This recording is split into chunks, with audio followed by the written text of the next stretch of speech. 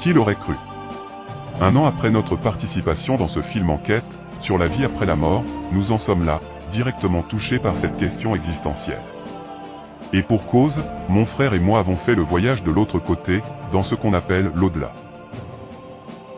Nous avons consacré beaucoup de temps et d'énergie à concevoir une théorie sur la création de l'univers, mais peut-être qu'inconsciemment nous cherchions des réponses sur une probable vie après la mort. Aujourd'hui nous avons toutes les réponses, mais nous n'allons rien vous divulguer, car vous devez faire votre propre expérience. Maintenant, je vous propose de rejoindre Déborah, une extraordinaire médium. Vous nous verrez exposer nos idées durant une longue séquence, puis en exclusivité sur Édition Fractale, vous découvrirez les 6 premières minutes du film.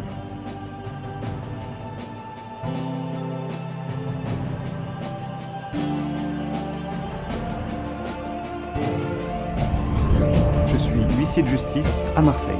J'ai été contacté par une équipe de production qui réalise un programme Déborah, l'expérience inédite, dans laquelle Déborah Benisti, médium, participe à une expérience de médiumnité. Quand on va voir un médium, qu'on a perdu quelqu'un, on est dans une sorte de détresse émotionnelle.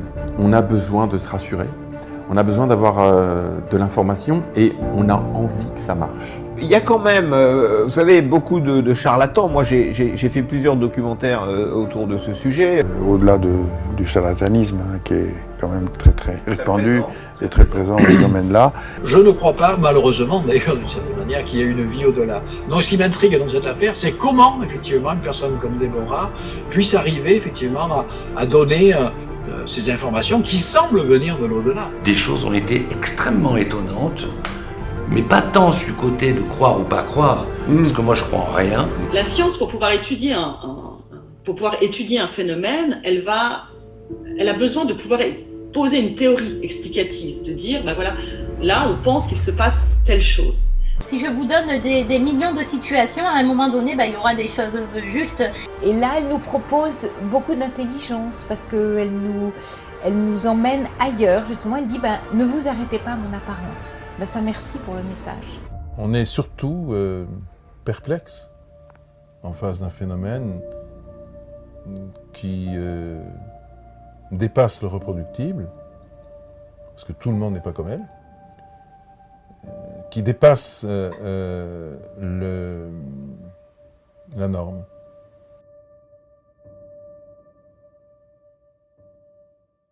Bonjour, Déborah Benisti, je suis médium. Je suis le sujet testé dans ce documentaire Déborah, l'expérience inédite. Quelle est la particularité de ce test? Eh bien, la particularité est que ce test a été réalisé sous contrôle d'huissier, bien sûr pour enlever toute suspicion de fraude de la part des caméramans, des personnes endeuillées et de moi-même. Et la particularité de ce test est qu'il y avait aussi un mentaliste qui est là pour justement, ainsi que d'autres personnes, pour juger s'il y avait tricherie ou pas.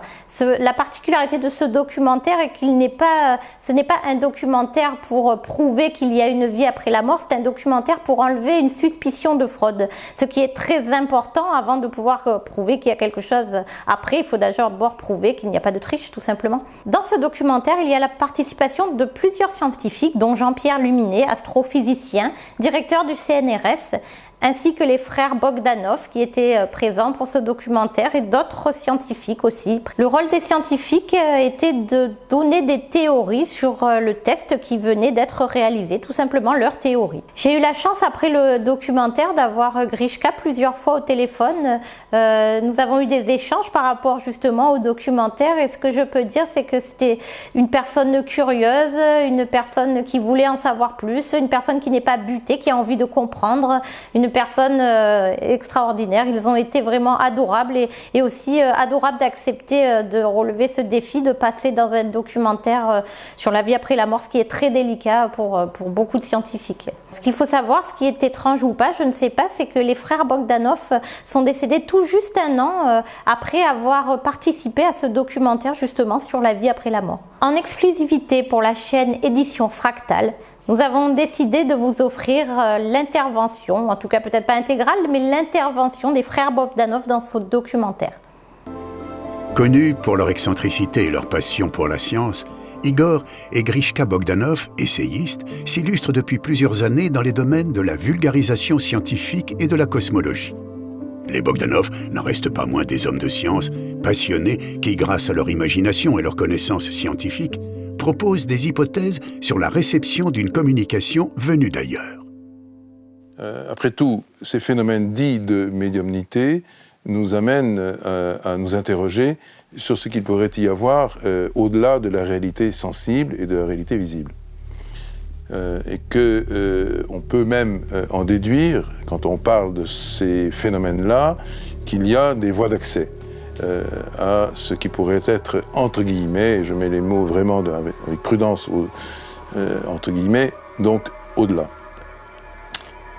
Au fond, si on se réfère à l'espace-temps comme étant le domaine à partir duquel nous allons bâtir des hypothèses. Hypothèses qui sont protégées par leur rationalité et même par l'appareil mathématique sous-jacent, mais dont on doit toujours, et on ne perdra jamais ce contrôle, Igor et moi, dont on doit toujours se souvenir qu'elles ne sont que des hypothèses. Mais après tout, ces hypothèses peuvent être robustes. Qu'est-ce que l'espace-temps ? Nous vivons dans l'espace-temps. 3 dimensions d'espace, 1 dimension de temps. Et ceci forme une géométrie. La géométrie, nous la vivons, puisque nous sommes à l'intérieur. Nous sommes dans un espace qui a 3 dimensions, puis la 4e, c'est le temps, et nous sommes pris dans cette géométrie. Maintenant, d'un point de vue mathématique, d'un point de vue géométrique, on peut se la représenter. Il s'agit, quand on est simplement avec les instruments qui sont à notre disposition, c'est les équations, on peut se représenter cette géométrie, et il s'agit d'un cône non pas à 3 dimensions, mais à 4 dimensions. Les 3 dimensions d'espace sont représentées donc par l'enveloppe et l'intérieur du cône, et puis la 4e dimension, c'est le temps. Donc, un cône qui a 3 dimensions d'espace et 1 dimension temporelle. Ça forme ce qu'on appelle le cône de lumière. Ça, c'est la relativité qui nous le dit.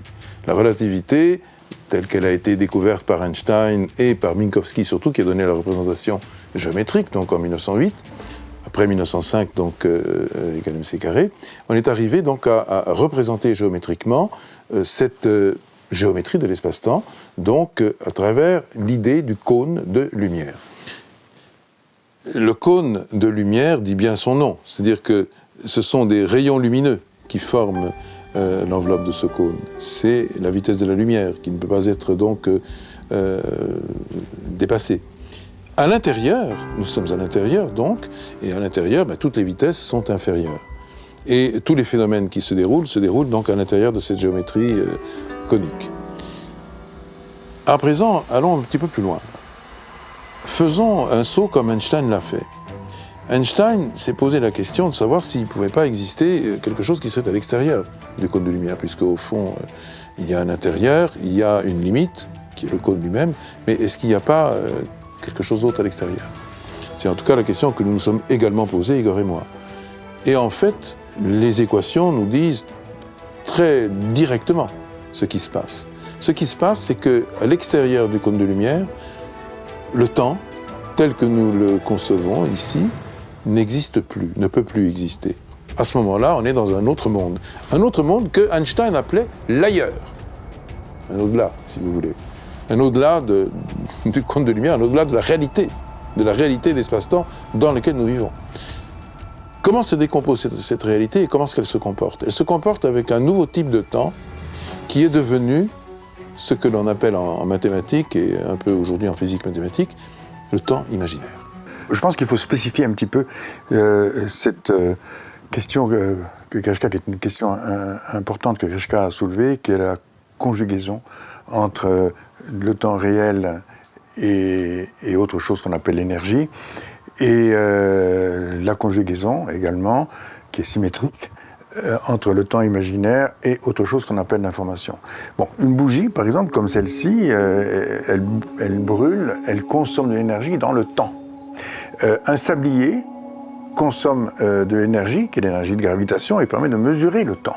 Une pendule, toute bête, elle, qu'est-ce qu'elle fait? Elle mesure le temps, tout simplement, grâce à l'énergie de gravitation, puisque ce sont des poids qui vont faire tourner les aiguilles et donc mesurer le temps.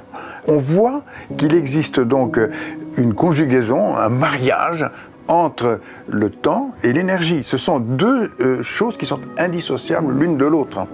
Maintenant, Grishka a parlé d'une conjugaison entre le temps imaginaire et l'information. Alors il faut essayer de comprendre ce que ça veut dire. Pour ça, nous avons proposé une métaphore toute bête qui consiste à dire que lorsque vous êtes chez vous et que vous avez envie de regarder un film, vous prenez un DVD et vous introduisez le DVD dans votre lecteur. Alors qu'est-ce qui se passe à ce moment-là?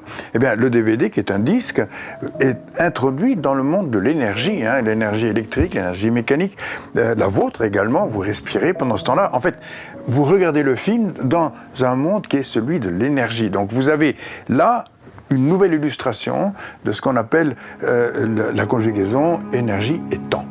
Ça va durer 1h30. 1h30 après, vous appuyez sur Eject, vous récupérez votre DVD. Mais alors réfléchissez, vous le retirez du monde de l'énergie. Mais c'est pas parce que vous l'avez retiré du monde de l'énergie que l'image a disparu de l'écran, que l'histoire n'existe plus. Elle est toujours là. Elle est dans le disque. Elle est gravée dans le disque sous une forme tout à fait différente qui est de l'information. Il n'y a plus de passé, il n'y a plus de futur, il n'y a qu'une information globale qui est gravée là. Il faut bien réfléchir à cela. C'est-à-dire qu'en fait, les personnages qui étaient, entre guillemets, à l'écran tout à l'heure, sous une forme d'énergie, ils sont toujours là. Mais ils sont toujours là sous une autre forme, une forme d'information. Et lorsque Grishka risque, et lorsque nous risquons ensemble, une hypothèse qui consiste à dire, eh bien oui, dans le temps imaginaire, eh bien, on peut avoir accès à des informations qui sont toujours là, sous une autre forme, et peut-être, et c'est encore une fois une hypothèse, que quelques-uns peuvent avoir accès à ce temps imaginaire et peuvent avoir accès aux informations qui sont enfouies et en général totalement inaccessibles dans le monde réel, si on peut dire, dans le temps réel.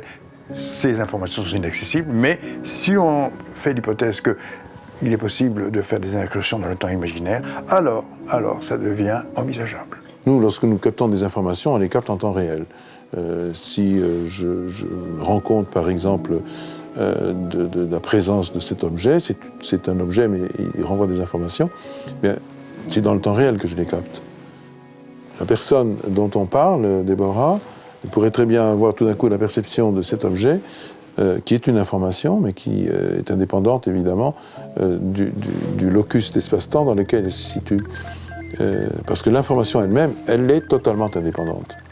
Ce qui veut dire qu'elle a la possibilité, elle aurait la possibilité, voilà encore une fois du conditionnel, mais de capter ces informations sans avoir à faire le passage par la contrainte de la perception imposée par le réel.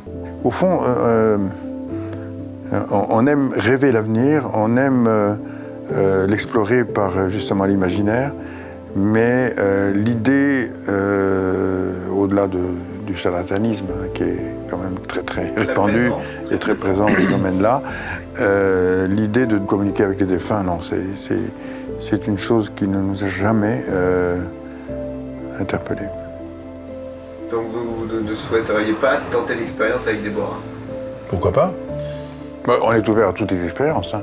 Tout est possible, encore une fois, bien sûr. Tenter une expérience et en extraire des découvertes. Toute découverte est un émerveillement. Oui. Toute découverte doit être, si c'est possible, tentée. Donc bien sûr, oui, bien sûr. À la fin de nos émissions dans Rayon X, nous avions pour habitude de dire dans l'univers, rien n'est impossible. Dans l'univers, rien n'est impossible. Oui. Et parfois, on faisait une variation et on disait, dans l'univers, tout est possible. Si je devais résumer ce documentaire en quelques mots, eh bien, je dirais expérience, je dirais inédite, je dirais une expérience extraordinaire qui n'est pas là, encore une fois. Ce n'est pas encore un de ces documentaires qui veut vous persuader qu'il y a une vie après la mort, pas du tout. C'est un documentaire qui veut vous laisser poser des questions, des interrogations, à chacun ses propres choix, ses propres questions, ses propres réponses. Mais en tout cas, voilà, ce documentaire est là pour éveiller la curiosité et non pas pour vous forger une opinion stricte. Et c'est ça qui est important dans ce documentaire.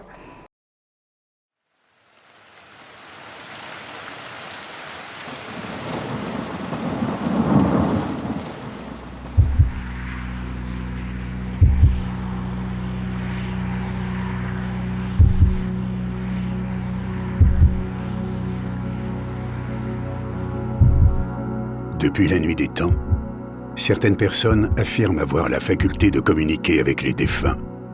Ce sont les médiums. La peur véhiculée par les films d'horreur, les prétendus cas de possession, rendent le sujet sensible. N'importe quelle personne peut se prétendre médium, mais pour certains, plus qu'une vocation, la médiumnité est un business lucratif. Ils prétendent pouvoir entrer en communication avec vos défunts, vous font croire qu'ils désenvoûtent des lieux. Ils aideraient des âmes errantes à passer de l'autre côté, vers la lumière, le tout moyennant quelques centaines d'euros. Ils utilisent les médias, les réseaux sociaux, organisent des séances de médiumnité publique, écrivent des livres et parfois prétendent collaborer avec la police. Certains affirment avoir subi des tests, mais aucun document officiel ne le prouve. Pour la première fois dans l'histoire de la médiumnité, et afin d'éliminer toute suspicion de fraude, il a été décidé de filmer des consultations de médiumnité sous le contrôle d'un huissier de justice, un mentaliste, un docteur en psychologie clinique et psychopathologie, ainsi qu'un comédien, tout en suivant un protocole inspiré du Windbridge Institute aux États-Unis. Une médium a accepté de participer à cette expérience, Déborah. Je suis Romain Gascoin, je suis huissier de justice à Marseille. J'ai été contacté par une équipe de production qui réalise un programme Déborah, l'expérience inédite, dans laquelle Déborah Benisti, médium, participe à une expérience de médiumnité. Mon rôle a d'abord été la sélection des consultants endeuillés. J'ai reçu les candidatures et j'ai procédé à la sélection. J'ai gardé secrètes les identités des personnes sélectionnées. Aujourd'hui, je vais accueillir les consultants et les mener au site de tournage en veillant à ce qu'ils ne rencontrent pas Déborah Benisti, qui sera isolée dans une pièce fermée. Les contacts entre Déborah Benisti et l'équipe de tournage ne se feront qu'en ma présence. Je vais choisir l'ordre de passage des personnes qui seront elles aussi dans une pièce séparée. La consultation se fera par téléphone, sans visio. Je serai dans la même salle que Déborah Benisti pour vérifier qu'elle ne reçoit pas d'informations de l'extérieur. Le médium et les consultants seront filmés et leur image diffusée à un collège de 3 témoins, un mentaliste, un psychologue et un comédien qui apporteront leur analyse a posteriori. Je suis présent pour assurer le respect du protocole en double aveugle inspiré du Windbridge Institute qui teste les médiums aux États-Unis. Ce test a été réalisé afin d'écarter toute forme de tricherie ou de manipulation de la part de la médium. Jay Kinesios, mentaliste, est présent afin de s'assurer que Déborah n'utilise pas de technique de mentalisme. Il devra s'entretenir après chaque consultation avec chaque personne endeuillée. Il dévoilera également les différentes techniques qu'utilisent la plupart des personnes qui se font passer pour des médiums. Éric Dudois, docteur en psychopathologie, doit analyser si la médium présente d'éventuelles pathologies mentales. Il doit s'assurer qu'aucune répercussion psychologique négative n'alterne les personnes endeuillées. Il contrôle l'équilibre psychologique du test dans son ensemble. Mary, comédien, est présent afin de s'assurer que Déborah n'utilise pas de technique d'improvisation propre à la comédie. Si le test s'avère concluant, ces séances seront analysées par des scientifiques afin d'essayer d'apporter des réponses, ou du moins des hypothèses, à ce phénomène qui demeure toujours inexpliqué. Les consultations qui vont suivre ont duré approximativement 25 minutes chacune. En voici quelques passages. Il existe plusieurs règles présentes dans le protocole établi. Une d'entre elles impose aux personnes endeuillées de répondre uniquement par oui ou par non aux affirmations de Déborah. Samedi 29 août 2020, il est 10h du matin. Toute l'équipe se prépare pour le test. Le jury est installé, l'huissier de justice orchestre l'expérience afin que le protocole soit respecté. La médium Déborah, qui a accepté de mettre sa réputation en danger sur une seule et unique journée, est enfermée dans une pièce isolée. Catherine Théiez souhaite rentrer en communication avec sa défunte sœur. Elle attend des preuves afin de pouvoir se libérer d'un poids qu'elle porte depuis plusieurs années. Cathy Cluzet est venue afin de pouvoir contacter son défunt compagnon. Elle souhaite obtenir des informations précises afin de pouvoir l'identifier. Anne-Sophie Mille a perdu son père voici quelques mois à peine. Encore chamboulée par le deuil et de nature sceptique, l'idée d'un test l'a convaincue de tenter l'expérience.